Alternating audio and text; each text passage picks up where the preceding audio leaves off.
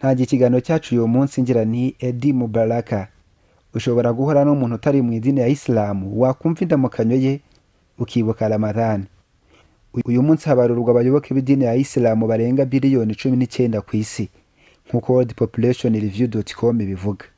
Iyi ni iminsi y'ingenzi ku bagize Isilamu bari mu gihe cya Ramadhan. Ntiwavuga Ramadhan ngo wibagire Eid al-Fitr.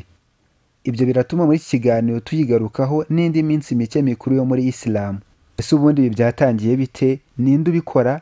Utabikora ninde? Kubera iki? Tubahaye ikaze. Yabategwa ikiganiro nitwa Jean Bosco Niyonteze.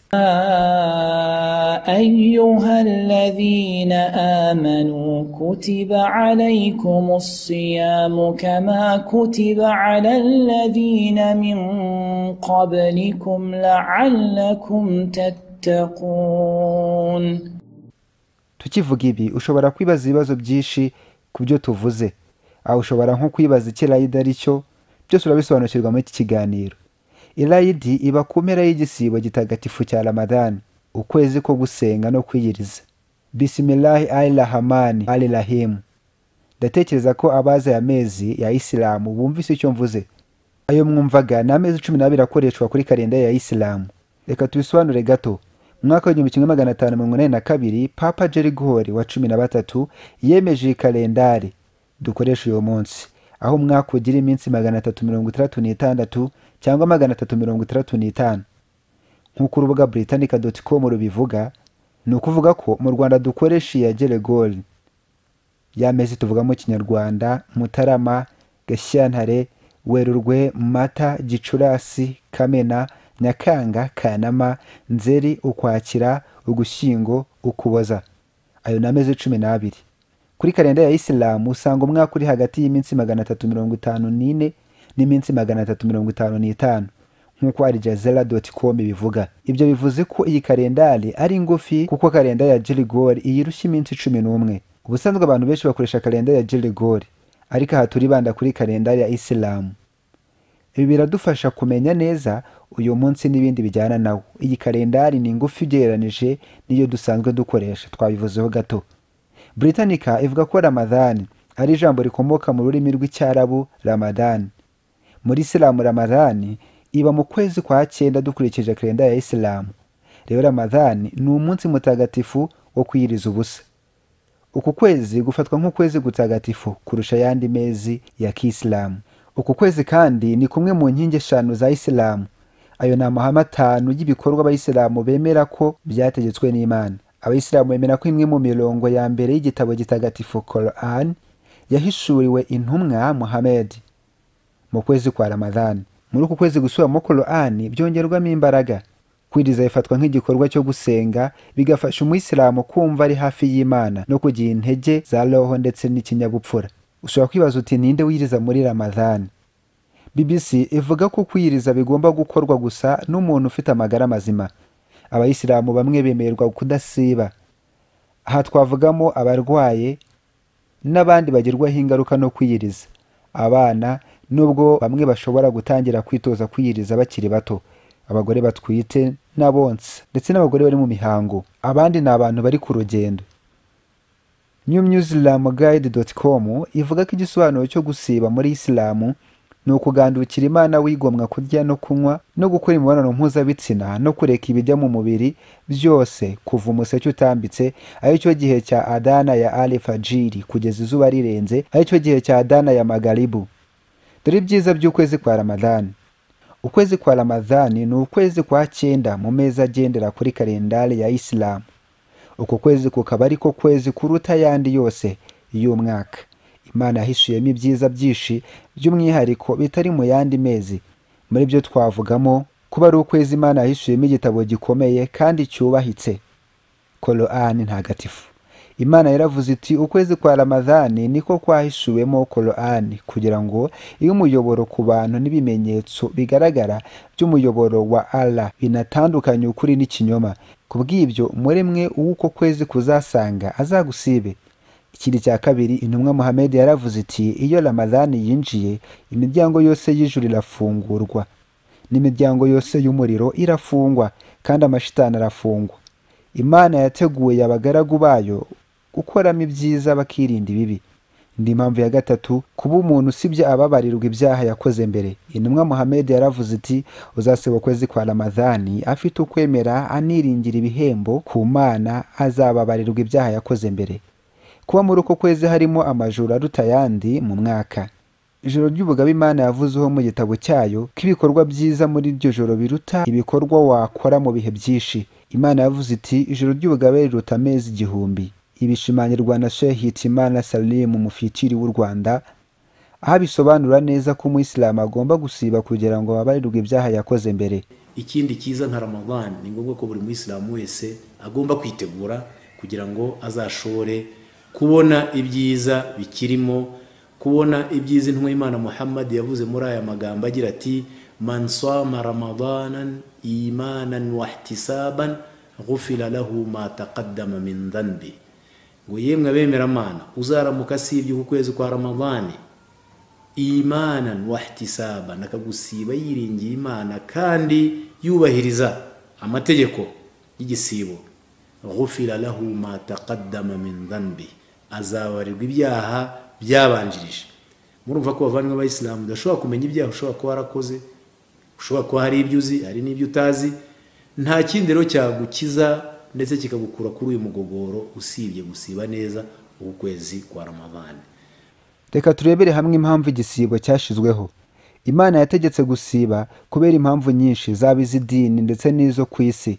Muri zo twavuga gusiba bishimangira ugutinya Imana Nyagasani, kubera ko gusiba ari isengesho umuntu akora kugira ngo rimwegereze ku Mana Nyagasani, akarikora areka ibyo yakundaga anacubye ugushaka kwe, agahambira umutima we ku gutinya Imana no gucungana n'imbibi yayo aho ari hose na buri gihe cyose, haba ku mugaragaro no mu ibanga. Kiri cya kabiri, kwitoza kureka ibyaha n'amakosa yose. Iyo wasibye yirinze ibyo byemewe kuri we kubera gukurikiza amategeko y'Imana, icyo gihe aba anashobora gucubya ugushaka kwe mu byaha n'andi makosa, akirinda kurengera imbibi z'Imana akora ibibujijwe. Intumwa Muhammad yaravuze iti utazareka kuvuga ibinyoma no kubikoresha, Imana ntikeneye kuba we yareka ibiribwa bye n'ibinyobwa bye. Bisobanuye ko umuntu utaretse ibinyoma bye haba mu mvugo no mu ngiro, uwo ntabwo ashobora kugera ku kigambiriwe mu gisibo. Indi mpamvu, gusiba bituma umuntu abasha kwibuka abakene n'abatindi, bityo akaba yabafasha, kuko mu gisibo harimo kugerwaho n'umubabaro w'ubukene n'inzara, bityo bigatuma ushobora kwibuka abakene bahora bari muri uwo mubabaro ibihe byose. Bigatuma umuntu yibuka ibyo abavandimwe be b'abakene bahura nabyo, yaba inzara ndetse n'inyota, bigatuma agerageza kubafasha. Reka tuvuge n'ibyiza byo gusiba. Igisibo gifite ibyiza byinshi byaje muri Isilamu. Muri byo twavuga umuntu wasibye abona ibyishimo burimo amoko abiri: ibyishimo igihe arangije igisibo n'ibyishimo azagira igihe azaba ahuye na Nyagasani we. Kuba usibye ukwezi kwa Ramadhani afite ukwemera Imana, ibyo kandi akabikora yiringiye ibihembo ku Mana, azabarirwa ibyaha yakoze mbere. Nk'uko intumwa Muhammad yabivuze agira ati uzasiba ukwezi kwa Ramadhani afite ukwemera aniringira ibihembo ku Mana, abarirwa ibyaha yakoze mbere. Kuba mu ijuru harimo umuryango witwa Rayanu, nta wundi uwinjiramo usibye abasibye gusa. Intumwa Muhammad yaravuze iti mu by'ukuri mu ijuru harimo umuryango witwa Rayanu, uzinjirwamo n'abasibye gusa ku munsi w'imperuka. Nta wundi muntu uzawinjiramo. Bazavuga bati bari hehe abajyaga basiba, maze bahaguruke, nta wundi utari bo uzawinjiramo. Namara kwinjira uzafungwa, nta wundi uzawinjiramo. Ko Imana yariyitiriye ibihembo by'igisibo, umuntu uzahembwa na Allah n'umunyabuntu utanga ibihambaye n'umunyempuwe, uwo niyishimira ibyo Imana yamuteganyirije. Intumwa Muhammad yaravuze iti buri gikorwa cyose umuntu akora kiba ari icye usibye igisibo, kuko cyo mu by'ukuri ari icyanjye kandi ni nanjye uzagitangira ibihembo. Ibintu bituma umuntu ahagarika igisibo n'ibintu umuntu wasibye agomba kwirinda kuko byakonona igisibo cye. Kurya no kunywa. Imana yavuze iti kandi mujye murya munanywe kugeza igihe mubasha gutandukanya urudodo rw'umweru amanywa n'urudodo rw'umukara ijoro, igihe umuseke utambitse, maze mwuzuze igisibo kugeza ijoro ryinjiye. Umuntu iyo ariye cyangwa akanywa yibagiwe, igisibo cye kiremerwa kandi nta cyahabona.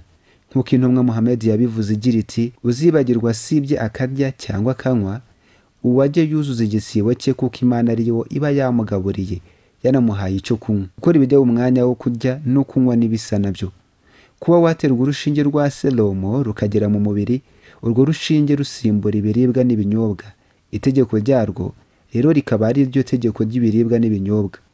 Kongerera umurwayi amaraso, kuko kongera amaraso ariyo ntego ibigamijwe mu kurya no kunywa. Kunywa itabi mu moko yaryo yose, ibi bituma umuntu yica igisibo, kuko itabi rishyira mu mubiri uburozi biciye mu nzira yo guhumeka. Gukora imibonano mpuzabitsina, hinjizwa igitsina cy'umugabo mu bwambure bw'umugore, umugabo yasohora intanga cyangwa atazisohora. Ikindi, gusohora intanga ku bushake bitewe no gukora imibonano cyangwa kwikinisha n'ibindi nkabyo. Naho kwirota bikunze kubaho nijoro umuntu aryamye, ibyo ntibyangiza igisibo. Biremewe ko umugabo yasoha umugore we igihe ashobora kwifata ntagere ku byamwangiriza igisibo. Gusohokwamwo n'amaraso y'imihango, igihe cyose habonetse amaraso y'imihango nubwo ibyo byaba izuba rigiye kurenga, icyo gihe igisibo cy'umugore kiba cyangiritse, cyangwa yari mu mihango ikarangira ku gicamunsi, icyo gihe ntiyasiba, cyangwa kuba yari mu mihango ikarangira nyuma y'uko umuseke utambika, igisibo cye nticyakwemerwa. Uwo munsi aba agomba kuzawishyura, kubera ijambo ry'intumwa Muhammad yavuze agira ati, ese ubu umugore iyo agiye mu mihango ntareka gusenga no gusiba? Nta maraso ava mu mugore kubera uburwayi atari imihango isanzwe aza mu minsi mbarwa mu kwezi, asohoka nyuma yo kubyara, ayo maraso ntabwo abuza gusiba. Hari abantu Imana yasoneye gusiba. Imana yasoneye abantu b'ubwoko butandukanye bemera kurya no kunywa muri uku kwezi kwa Ramadhani. Umurwayi uterwa ingorane no gusiba, uwo yemerewe kurya akazishyura nyuma ya Ramadhani. Utagishoboye gusiba kubera izabukuru cyangwa uburwayi budateze gukira, biremewe kuri bo kurya, hanyuma buri munsi bakagaburira umukene umwe, bamuha ibingana n'icyo n'inusu y'ibiribwa. Umuntu uri ku rugendo, igihe arurimo, uwo yemerewe kurya akazishyura iminsi atasibye nyuma ya Ramadhani. Imana yaravuze iti, nuzaba arwaye cyangwa ari ku rugendo azajye, hanyuma azishyure mu yindi minsi nyuma ya Ramadhani. Imana irabashakiye iboroheye, ntabwo ishaka ibaremereye. Umugore uri mu mihango kirazira kuri bo gusiba, dore ko nta n'ubwo igisibo cyabo cyemerwa, bityo bakaba bagomba kwishyura nyuma ya Ramadhani. Undi ni umugore utwite n'uwonsa, igihe batinya gusiba kubera ingaruka zababaho ubwabo cyangwa zaba ku bana babo, abo barabireka bakazishyura iyo minsi. Sheikh Hitimana Salim, umufitiri w'u Rwanda, asobanura uburyo igisibo ari itegeko ku muyoboke wese wa Islam. Bityo rero bavandimwe b'Abayisilamu, nk'uko mubizi, Ramadan ni igisibo gikorwa buri mwaka cyangwa se ngarukamwaka, ariko kandi ikaba ari itegeko nk'uko Uwiteka Allah subhanahu wa ta'ala yabitubwiye muri Qur'an ntagatifu, muri surati al-Baqara aya 185, aho yagize iti, ya ayyuhalladhina amanu kutiba alaykumus siyam kama kutiba alal ladhina min qablikum la'allakum tattaqun. Yemwe abemeye Imana, mwategetswe gusiba nk'uko byategetswe bariya babayeho mbere yanyu, cyangwa se umma zabayeho mbere yanyu, kubera ko uko gusiba gushobora kubafasha kukwegereza Uwiteka Allah subhanahu wa ta'ala. Nanone intumwa y'Imana Muhammad yungamo aho yavuze ati, buniya al-islamu ala khamsa, uw'islamu bwubakiye ku nkingi eshanu, muri izo nkingi eshanu harimo siyam shahr Ramadan, gusiba ukwezi gutagatifu kwa Ramadan. Mugomba kugukoresha neza mu rwego rwo kwiyongerera no kwigwizaho ibyiza bikubonekamo, kuko intumwa y'Imana Muhammad yavuze ko umuntu uzagira ibyago n'uzahura n'uku kwezi kukamusanga ari muzima, afite ubuzima buzira umuze, hanyuma kukamucaho ukarangira iminsi 30 ntacyo akubyajemo nk'umusaruro. Ibi rero bavandimwe b'Abayisilamu, ni ngombwa ko abantu bagomba kubyumva kandi bakabiha agaciro, bakabiha n'umwanya wo kubitekerezaho. Niba tuba tumaze igihe dukora ibindi bikorwa by'igandukiramanana byinshi bitandukanye, sadaka, gusari, gufasha abatishoboye n'ibindi bikorwa, ariko noneho tukagira amahirwe yo guhabwa nanone ikindi cyiza nka Ramadan, ni ngombwa ko buri Muislamu wese agomba kwitegura kugira ngo azashobore kubona ibyiza bikirimo. Nirihe tegeko rireba umuntu uriye mu kwezi kwa Ramadhani? Buri muntu wese uriye nta mpamvu yemewe n'amategeko agomba kwicuza ku Mana, kubera ko aba akoze icyaha gikomeye no kuba yigometse ku mategeko y'umuremyi we Nyagasani, akaba anagomba kwishyura uwo munsi. Uwakwangiza igisibo cye akoze imibonano mpuzabitsina, uwo nawe yishyura uwo munsi, ariko akaba anagomba gutanga icyiru cy'icyo cyaha, akarekura umucakara, yarangiza akamuha ubwigenge. Isilamu kandi ishimangira kubohora umuntu akava mu bucakara buri gihe. Iyo nta mucakara uhari nk'uko bimeze uyu munsi, uwo muntu agomba gusiba amezi 2 akurikirana. Iyo atabishoboye agaburira abakene 60. Igisibo cy'umugereka. Imana yategetse igisibo ukwezi kumwe gusa mu mwaka, ariko yakundishije abantu gusiba indi minsi nk'umuntu wumva afite ubushobozi bwo gusiba. Ibyo akabikora agamije kongera ibihembo. Ibyo bisibo ni ibi: umunsi wa Ashura n'umunsi w'ubanziriza n'umunsi w'ukurikira. Umunsi wa Ashura ni umunsi wa 10 w'ukwezi kwa Muharram, ukwezi kwa mbere kwa Kisilamu. Uwo munsi ukaba ari w'Imana yarokoyeho intumwa y'Imana Musa kuri Farawo, maze Imana yoreka mu nyanja Farawo n'abantu be. Umuyisilamu agomba kugusiba ashimira Imana kuba yarokoye Musa no gukurikiza intumwa yacu Muhammad.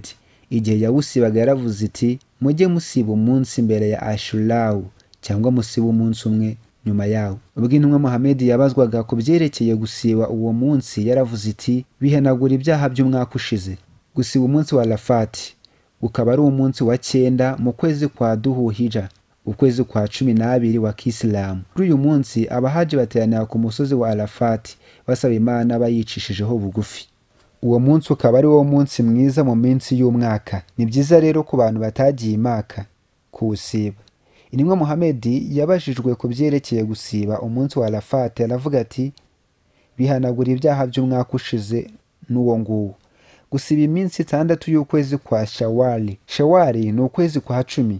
Intumwa Muhammad yaravuze iti: uzasiba ukwezi kwa Ramadhani hanyuma agakurikizaho iminsi 6 ya Shawali, uwaba ameze nk'uwasibye umwaka wose. Iminsi mikuru ni kimwe mu birango by'idini bigaragara. Ubwo intumwa Muhammad yageraga i Madina, yasanzeyo Abanswaru, ari bo Bayisilamu ba Madina. Asanga bafite iminsi mikuru 2 mu mwaka, bakina bakidagadura. Arababwira ati: iyi minsi ni y'iki? Baramubwira bati: ni iminsi twajyaga twidagaduraho mu gihe cy'ubujiji. Intumwa Muhammad iravuga iti: Imana yabaguraniyemo iminsi 2 myiza kuruta iyo, ariyo irayidi y'ibitambo n'irayidi yo gusiburuka. Nanone intumwa Muhammad mu kugaragaza ko iminsi mikuru ari bimwe mu birango by'amadini yaravuze iti: mu by'ukuri buri bantu bagira umunsi mukuru, natwe umunsi mukuru wacu n'uyu. Umunsi w'irayidi muri Isilamu ni umunsi w'ibyishimo byo kuba basoje amasengesho bashimira Imana kuba yarabayoboye ikanabafasha gukora ayo masengesho. Ni byiza rero kuri uwo munsi kugaragaza ibyishimo, bambara imyambaro myiza no gufasha abatishoboye bakoresheje uburyo butandukanye butuma abantu bishima banazirikana inema z'Imana kuri bo. Abayisilamu bafite iminsi mikuru 2 mu mwaka bizihiza. Ntago byemewe ko abantu bishyiraho umunsi ngo bawugire umunsi mukuru. Iyo minsi mikuru 2 ni Elayidi y'ibitambo, ari wo munsi wa 10 mu kwezi kwa Dhuhija. Elayidi yo kurangiza igisibo cy'ukwezi kwa Ramadhani ni umunsi wa mbere w'ukwezi kwa Shawwal, ariko kwezi kwa 10. Uwo munsi ukaba utangira mu ijoro ry'umunsi wa nyuma mu kwezi kwa Ramadhani. Niyo mpamvu uwo munsi wiswe Elayidi yo kurangiza igisibo, kuko abantu bagandukira Imana basiburuka kuri uwo munsi nk'uko bayigandukiye mu gusiba ukwezi kwa Ramadhani. Abayisilamu bizihiza uwo munsi bashimira Imana kuba yarabasenderejeho inema zayo, ikanabafasha kurangiza igisibo cy'ukwezi kwa Ramadhani. Imana yaravuze iti: mujye mwuzuza iminsi yagenwe kandi mukuze Imana kubyo yabayoboyeho, kugira ngo mubashe gushimira Imana. Hanyuma reka turebere hamwe ibisabwa gukorwa ku munsi w'Elayidi. Icyambere ni isengesho ry'Elayidi. Iswara Isilamu yashimangiye inashishikariza abayisilamu kujya kuyisenga hamwe n'abagore n'abana igihe cy'iryo sengesho. Zakatul fitiri. Imana yategetse buri muyisilamu ufite ibiribwa birenga ku byo akeneye k'uwo munsi w'Elayidi ko yatangaho ibingana n'ikibo cy'ibiryo bikunze kuribwaho mu karere, byaba umuceri, ingano, akabiha abatishoboye b'abayisilamu, ku buryo hatagira umukene usigara ku munsi w'Elayidi. Biremewe gutanga ikiguzi cy'ibiribwa igihe ibyo byaba ari byo bifitiye akamaro utishoboye. Abayisilamu benshi bajya mu isengesho rya kare mu gitondo. Ni umugenzo kwambara imyenda mishya, kurya ibiryo biryoshye no gusubiramo isengesho ryitwa takbir. Mbere y'isengesho ry'Elayidi, abayisilamu basabwa gutanga imfashanyo yitwa zakati al-fitiri yo gufasha umukene. Igihe cyo gutanga zakatul fitiri ni uguhera izuba rirenze ku munsi wa nyuma wa Ramadhani kugeza ku iswala y'Eid. Biremeye kandi kuyitanga mbere y'Eid h'umunsi umwe cyangwa ibiri. Intumwa Muhammad, Imana imuha amahoro n'imigisha, yaravuze iti: Zakatul fitri, isukura wasibye imukuraho imyanda iba yagiye mu gisibo cye, ikaba n'ibiribwa by'abatishoboye. Uzayitanga mbere yo gusala Eid, iyi bari Zakatul fitri yemewe. Naho uzayitanga nyuma y'iswari, iyi bari isadaka isanzwe. Ni byiza gukwiza ibyishimo mu muryango, yaba mu bana ndetse no mu bakuze, abagabo n'abagore, hakoreshejwe uburyo ubwo ari bwo bwose bwemewe, no kwambara imyambaro myiza no kugandukira Imana, hatangwa ibiribwa no kurya no kunywa iby'uwo munsi. Kubera iyo mpamvu kirazira gusiba ku munsi w'Eid. Uyu munsi miliyari z'abayisilamu mu Rwanda, mu Burundi n'ibindi bihugu bitandukanye ku isi barizihiza uyu munsi mukuru. Habarurwa abayisilamu bagera kuri miliyoni 19 ku isi. worldpopulationreview.com igaragaza ko uyu munsi umubare w'abayoboke b'iri dini ya Isilamu bari kwiyongera. Ibihugu bimwe na bimwe byiganjwemo nabo hafi 100%. Muri byo twavugamo Maldives ifite 100%, Mauritania 99.9%, Somalia 99.8%, Tunisia 99.8%, Afghanistan 99.7%, Algeria 99.7%, Iran 99.4%, Yemen 99.2%, Maroc 99%, Niger 98.3%. Abantu benshi bishimira gusangira ifunguro rinini n'inshuti n'imiryango no guhana impano. Mu bihugu byinshi ku Eid ni umunsi w'ikiruhuko. Nushaka kwifuriza umuntu Eid nziza, uramuramutsa uti Eid Mubaraka. Reka tuvuge gato uburyo gusiba bikorwa. Abayisilamu bafata ifunguro kare cyane mu butaratandukana, iryo ryitwa suhuro cyangwa sehiri. Bakiyiriza amanywa yose kugeza izuba rirenze, aho bashobora kongera gufata ifunguro ryitwa ifatiri. Ramadhani kandi ni igihe abayisilamu basabwa gufasha abakene, gukomeza umubano wabo n'Imana, kugira ubugwaneza no kwihangana. Muri uko kwezi abemera bajya ku musigiti mu masengesho ya nimugoroba yitwa Tarawih. Ayaba gusa mu gihe cya Ramadhani. Ushobora kwibaza uti amatariki y'Eid na Ramadhani agenwa ate? BBC ivuga ko ukwezi kwa Ramadhani ni ukwa 9 k'umwaka. Eid igera ku ntangiriro y'ukwezi kwa 10, Shawwal. Buri kwezi gutangira ku mboneko y'igisate cy'ukwezi, kukamara iminsi 29 cyangwa 30. Mu gihe cya kera ibi byakorwaga babirebesheje ijisho gusa, ariko mu myaka ya vuba indebakure telescope n'ikoranabuhanga byagiye bikoreshwa.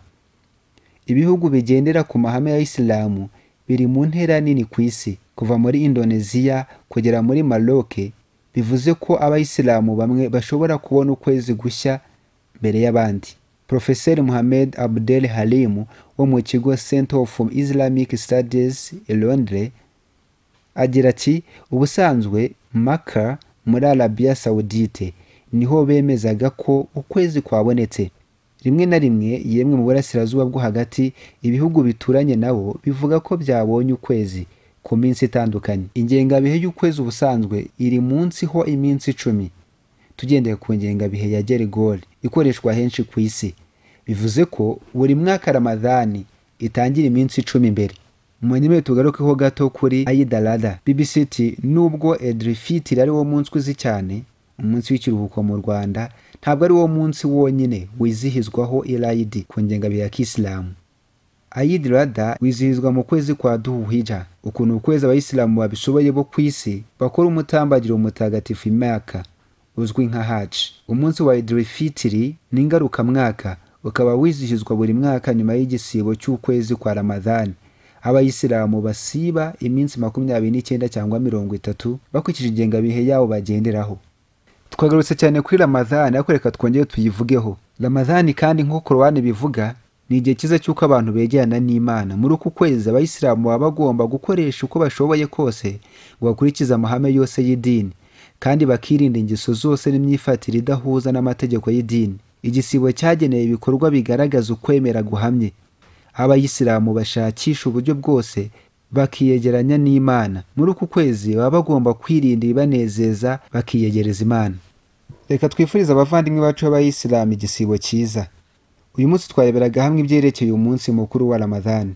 Ikiganiro n'iyobokamana. Turashimiye ko mwakurikiranye ikiganiro cyacu. Mukomeze kunogerwa na gahunda zitandukanye twabateguriye.